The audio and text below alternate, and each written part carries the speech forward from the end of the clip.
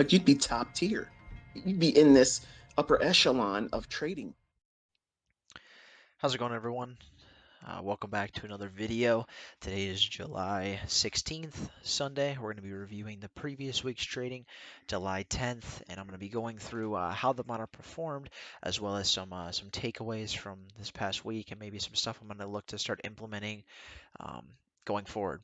So, as you can see, we have a total of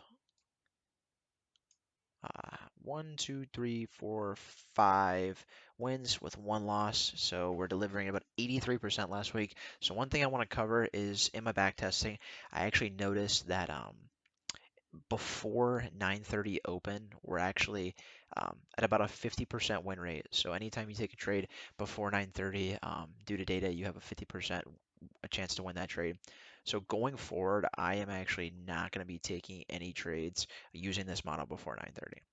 So what I will do though is I might take a trade before 9:30 if I get a 1 minute confirmation entry off of the model.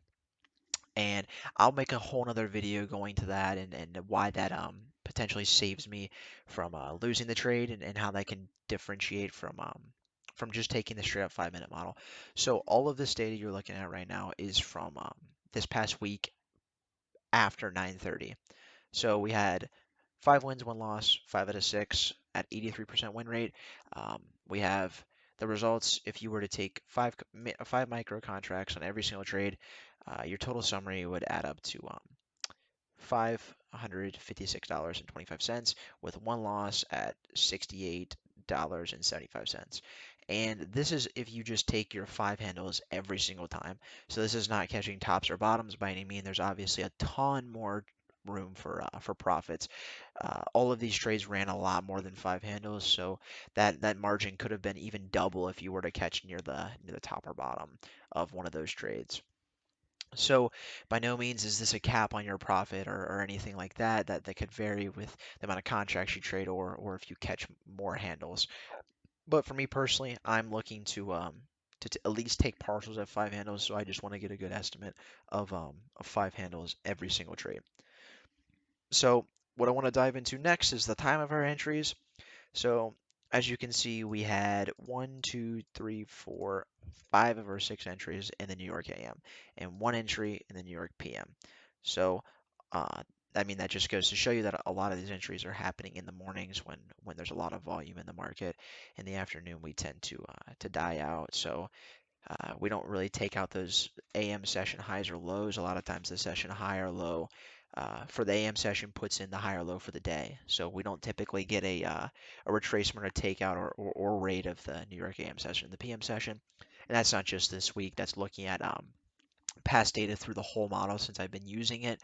So obviously you're going to have a good chance that you're going to find that trade in the New York AM.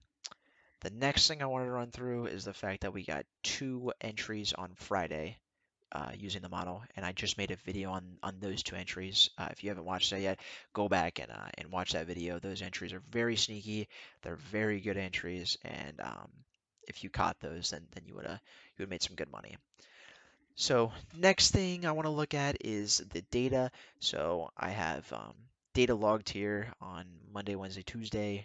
We had no data, and then on Thursday and Friday we had PPI and consumer sentiment, and I actually believe that we had CPI on Wednesday. So let me change this real quick.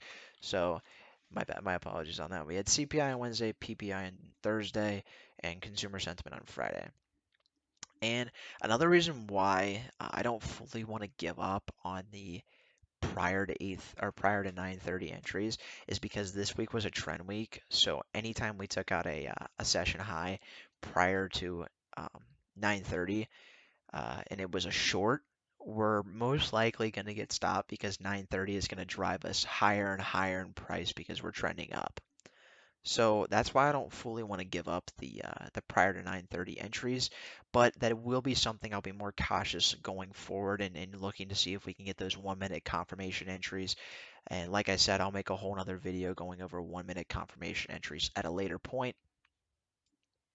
So next thing I want to look at is our results by handles. Like I said, this is just if you take off 5 handles every single time. We had one, two, three, four, five. five handle, five wins, um, at 25 handles total, and then we had one, two and a half, two and a quarter, 2 and 3/4 handle loss, which totaled to 22.25 handles this week. Next thing I want to look at is our RR. Going through our RR, we did not have a 2 RR play the entire week, which that's just because I take my partials and maybe even my full position off at five handles. So if you're looking at catching more than five handles, then you probably are getting higher than two, or at least two R on most of these trades. So next thing I want to cover is the fact that every time I log a trade, I put a link to my Notion journal right here, and I take a picture of it. So anytime I'm curious about any of these trades, I can go and click this link, and I'm going to be able to see my Notion journal.